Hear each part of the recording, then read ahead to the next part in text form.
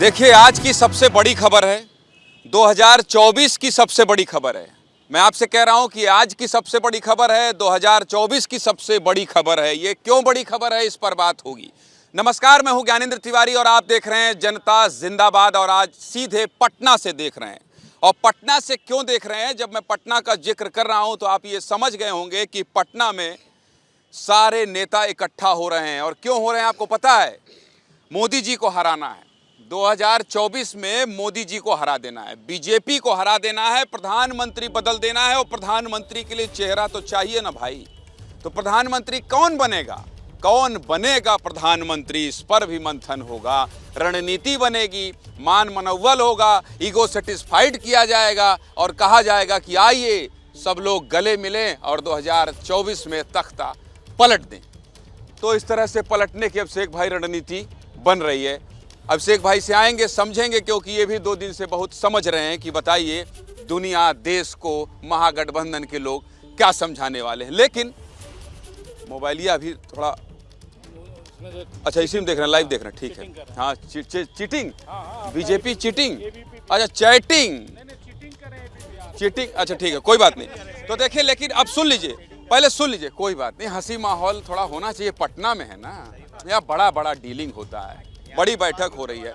तो देखिए, एक बात तो मैं भी सुबह से उतरा हूँ। जब अभिषेक भाई भी अभी चर्चा कर रहे थे, मुझसे कह रहे थे कि ज्ञानेंद्र, ये महागठबंधन की बैठक विपक्षी एकजुटता को शुभकामनाएं देना चाहिए, लेकिन उससे पहले कहीं गड़बड़ ना हो जाए। ये जगह जगह जो पोस्टर लगा दिए हैं, कहीं नीतीश कुमार और तेजस्वी यादव को ना लगने लगे कि बताइए हमारे पटना में आके हमसे बड़ा पोस्टर लगा दिए। तो बहुत सारी घटना घट ना जाए, इसका डर भी है। लेकिन उससे पहले जो बवाल हो गया अरविंद केजरीवाल की पार्टी और कांग्रेस के बीच, जो खाई दिखाई दे रही है, इस पर भी बात करेंगे। लेकिन पहले आपको समझना होगा कि क्या क्या होने वाला है आज और कल। एक रिपोर्ट है, देख लीजिए, समझ लीजिए, फिर मेरे साथ यहाँ नेता होंगे, जनता होगी, गांधी मैदान पर चर्चा करेंगे कि 2024 में मोदी को कैसे विपक्षी हराएंगे। पहले रिपोर्ट देखिए। कल की बैठक के लिए विपक्ष के नेता पटना पहुंचने लगे। कुछ पहुंच चुके हैं, कुछ रात से लेकर कल तक पटना पहुंच जाएंगे। विपक्षी नेताओं का मकसद 24 के लिए रणनीति बनाने का। लेकिन आम आदमी पार्टी ने अपने हक में विपक्ष पर दबाव बनाना शुरू कर दिया। सूत्रों की माने तो आम आदमी पार्टी ने कहा, केंद्र के अध्यादेश के खिलाफ अगर कांग्रेस समर्थन का ऐलान नहीं करती तो फिर उनकी पार्टी मीटिंग का बॉयकॉट कर देगी। कांग्रेस पार्टी के अंदर भी इस पे निश्चित रूप से चर्चा हुई होगी। और मैंने जैसा आपको कहा कि ये मुद्दा सिर्फ आम आदमी पार्टी का मुद्दा नहीं है, ये देश के फेडरल स्ट्रक्चर का मुद्दा है, लोकतंत्र का मुद्दा है। और इस पे कांग्रेस पार्टी की क्या भूमिका है, कल की बैठक में स्पष्ट हो जाएगा। असल में केंद्र सरकार ने पिछले महीने दिल्ली में ट्रांसफर पोस्टिंग को लेकर अध्यादेश पास किया था। आम आदमी पार्टी को इसको लेकर विपक्ष से समर्थन की उम्मीद है, लेकिन कांग्रेस ने अपने पत्ते नहीं खोले। अगर कांग्रेस को आपका साथ नहीं मिलता तो फिर राज्यसभा में अध्यादेश पास हो जाएगा। आम आदमी पार्टी इसी को लेकर बेचैन है। कि आपको कोई मिस नहीं करेगा, आप जाए ना जाए उससे कोई फर्क नहीं पड़ता है। और हम लोग तो पहले से ही जानते थे कि विपक्ष की एकता को तोड़ने के लिए और उसकी मीटिंग में ना जाने के लिए आप तो केवल बहाने ढूंढ रहे थे, क्योंकि ऊपर से आपको आ गया होगा हुक्म कि न जाना। अगर ऊपर से आता तो आप फट से पहुंच जाते। देखिए, एक और चीज़ मैं बता दूं केजरीवाल जी, ये नेताओं की, राजनीतिज्ञों की और उन लोगों की जिनको देश की चिंता है, उसकी मीटिंग है पटना में, सौदेबाजों की मीटिंग नहीं है। विपक्षी एकता में यही एक गांठ नहीं। पटना में आप नेता की तरफ से जो पोस्टर लगे, उसमें केजरीवाल को भावी पीएम बता दिया गया।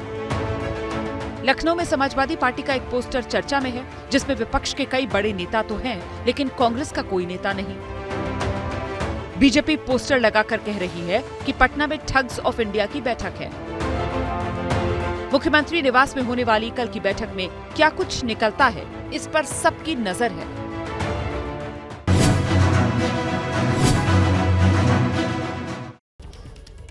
तो कौन बनेगा प्रधानमंत्री और कैसे हराएंगे मोदी, आज इसी पर चर्चा करेंगे पटना के गांधी मैदान से। पहले आपका परिचय करा दूं कि इस चर्चा में कौन कौन होंगे मेरे मेहमान। जनता तो होगी, लेकिन एलजेपी से विनीत जी होंगे, कांग्रेस से डॉक्टर हसनैन कैसर साहब होंगे, बीजेपी से मनीष पांडे साहब हैं, आरजेडी से सारिका पासवान जी हैं, जेडीयू से अंजुम जी हैं और हम से पूजा सिंह जी हैं। तो आप सभी का स्वागत है। और मैं जहां पर नहीं समझ पाऊंगा और जहां गुड़ा अंदर का चल रहा है, उसके लिए मेरे सीनियर पॉलिटिकल अफेयर एडिटर अभिषेक उपाध्याय भी होंगे। तो पहले आपसे शुरुआत इसलिए अभिषेक भाई, क्योंकि समझा दीजिए, बता दीजिए, जनता भी समझ जाए और थोड़ा हमारा भी दिमाग खोल दीजिए, होने क्या वाला है पटना में कल।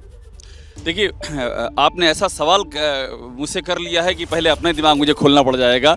पटना में कल क्या होने वाला है, ये एक ऐसा सवाल है जिसका जवाब अभी सबको तलाशना है। जो आ रहे हैं उनको भी तलाशना है और जो जिनको उससे खतरा हो सकता है उनको भी तलाशना है। लेकिन एक बात देखिए तय है और ये हमें देखना होगा, अगर एक सहमति बन जाती है कि मिलकर के इलेक्शन लड़ेंगे, जो बात चल रही है कि 400 से 450 सीटों पर एक उम्मीदवार होगा, अगर ऐसा हो जाता है तो ये देश की राजनीति में बहुत ही दिलचस्प घटना होगी। लेकिन दूसरा पहलू ये, तब एनर्जी आई है, चरण स्पर्श किए हैं लालू जी के और पूरा पारिवारिक माहौल दिखा है। उम्मीद तो करना चाहिए सब ठीक होगा। नहीं, उम्मीद पे ही ये पूरा गठबंधन कायम है, दुनिया नहीं उम्मीद पर कायम है। लेकिन अगर 20 की जो विरोधाभास निकल के आ रहे हैं ज्ञानेंद्र, अगर वो विरोधाभास गहरा गए तो तस्वीर बदल भी सकती है। तो इंतजार करना चाहिए, हमको लगता है 11 बजे सुबह।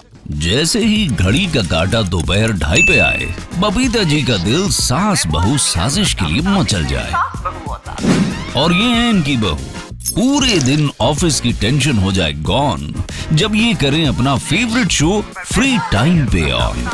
इनकी तरह आप भी देखें अपना फेवरेट शो अपने टाइम पर और डाउनलोड कीजिए एबीपी लाइव ऐप अपने स्मार्ट टीवी पर।